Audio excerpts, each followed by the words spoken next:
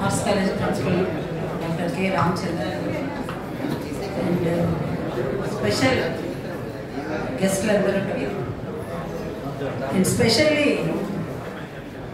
Sri K.V. Ramprasad Garki, Answers Provisions. So, అందరికీ కూడా team అందరికీ తెలిసిన వాళ్ళే కాబట్టి కొత్తగా అనిపించట్లేదు. స్పెషల్గా అందరికీ నమస్కారాలు అనిపించడానికి blessings to you all. Programme అయిపోయింది అనుకుంటే మళ్ళీ కూర్చోబెట్టేదో లంచ్ టైం కంటిన్యూ చేయడం కోసం కొంచెం టైం పాస్ కోసం నుంచి నాకైతే చాలా హ్యాపీగా ఉంది. కలెక్టర్ గారు మేడం చెప్పారని కాదు, ఒక డిస్ట్రిక్ట్లో ఒక క్రౌన్ లాగా ఈ కాలేజ్ అనేది ఆ మేడం ద్వారా మనకి తెలియడం. ఎందుకంటే మనకు తెలుసు మన హైయర్ ఎడ్యుకేషన్స్లో గవర్నమెంట్ డిగ్రీ కాలేజెస్లో ఆర్ట్స్ కాలేజ్ వాల్యూ ఏంటో తెలుసు. బట్ డిస్ట్రిక్ట్లో కొంత తెలియకపోవడం అనేది ఉండొచ్చు, ఎందుకంటే కాంపిటీషన్స్ ఉండొచ్చు. బట్ ఈ రాజమండ్రిలో ఆర్ట్స్ కాలేజ్ కామన్గా ఉండొచ్చు. బట్ మన స్టేట్ మొత్తంలో ఇది ఒక క్రౌన్ లాగా మనకి గవర్నమెంట్ ఇన్స్టిట్యూషన్స్లో ఉంది. అది కలెక్టర్ గారిని పిలవడం వల్ల ఇంకా చాలా మంచి డైమండ్స్తో పొదిగిన కిరీటం లాగా నాకు అనిపిస్తుంది. ఎందుకంటే ఆ మేడం ఇచ్చిన చాలా అడ్వైసెస్ అన్నీ కూడా చాలా చాలా బాగున్నాయి. కాకపోతే మనం మాక్సిమం ఇన్నోవేటివ్ ప్రిన్సిపల్ ఉండడం వల్ల అవన్నీ ఆల్మోస్ట్ మన దగ్గర మెంటరింగ్ సిస్టమ్ ఇవన్నీ ఇంప్లిమెంట్ అవుతున్నాయి. అండ్ నాకు పుణ్యాల్లో మనం అందరం వాటిని ఎగ్జిక్యూట్ చేస్తున్నాం అన్ని దాదాపు చెప్తున్నాం కూడా. బట్ ఇటువంటి స్టార్టప్స్ అనేవి ప్రతి కాలేజీలో చాలా హైలీ ఇంపాసిబుల్ టాస్క్. బట్ ఇది స్టార్టప్స్ మీద స్టార్టప్స్ జరుగుతున్నాయి. ఎందుకంటే ప్రైవేట్ కాలేజెస్లో ఇటువంటి ఎక్కువ ఈ ఫైనాన్షియల్ కాన్సెప్ట్ వాళ్ళకి ఉంటుంది కాబట్టి అవి చాలా ఎంకరేజ్మెంట్ ఉంటుంది. గవర్నమెంట్ డిగ్రీ కాలేజెస్లో ఏదైతే ఈ సిలబస్ ఓరియంటెడ్ ఉందో అది మనం చేస్తూ ఇది ఎడిషనల్గా చేస్తూ ఉంటాం. అండ్ మన కమిషనర్ గారు ఇప్పుడు కాదు, ఫార్మర్ కమిషనర్ గారు పోలభాస్కర్ గారు ఉన్నప్పుడు ఇటువంటి ఎంకరేజ్మెంట్ ప్రతి ఇన్స్టిట్యూట్స్లో జరిగింది. ఐసిటీ ఎక్విప్మెంట్ కూడా మనం ప్రొక్యూర్ చేసుకున్నాం.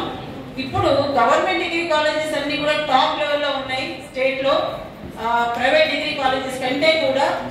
బట్ మన అడ్మిషన్స్లో కొంత తగ్గుతుందేమో అని మనం మన ఈ ఎక్విప్మెంట్ని ఇంత ఉంది వాళ్ళకంటే టాప్ లెవెల్లో మనం ఉన్నాము అనేది మనం ఎగ్జిక్యూట్ చేయాల్సిన బాధ్యత మనందరికీ ఉంది.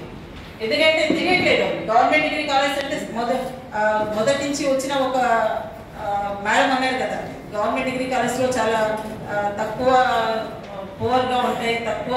మన కాలేజీ ఆర్ట్స్ కాలేజీ యొక్క ఘనత మేడంకి ఇంతవరకు తెలియలేకుండా ఉంది అనేది నాకు అర్థం అవుతుంది. ఎందుకంటే మన దగ్గర మేడం చెప్పిన ఆ సిస్టమ్ అంతా ఉంది, మెంటరింగ్ సిస్టమ్. స్టూడెంట్స్ని మనం మెంటర్ చేయడం, వాళ్ళని కన్సల్ట్ చేయడం, సో అటువంటివన్నీ మన దగ్గర ఉన్నాయి. బట్ మనకు తెలియచేయాలి అందరికీ. ఇటువంటి యంగ్స్టర్స్ అందరూ కూడా మనకు ఒక స్ట్రెంత్ ఉంది, పెద్ద స్ట్రెంత్ 8,000 స్టూడెంట్స్ ఒక యంగ్ స్ట్రెంత్ అంతా ఉంది ఇక్కడ. ఆ స్ట్రెంత్ అంతా మరి మన కాలేజీ లెవెల్ని మనం అందరికీ చాటాల్సిన బాధ్యత ఉంది. సో అందుకని ఒక పాజిటివ్ అట్మాస్ఫియర్ మన కాలేజ్లో క్రియేట్ చేయాలి. అందరికీ కూడా కరెక్ట్గా కాదు, ప్రతి ఒక్క సిటిజన్కి రాజమండ్రి ఆర్ట్స్ కాలేజ్ యొక్క ఘనత. ఎందుకంటే నాకే ఈ కాలేజ్ ఈ సంవత్సరాలు ఉన్నాను ఈ గవర్నమెంట్ ఇన్స్టిట్యూషన్స్లో.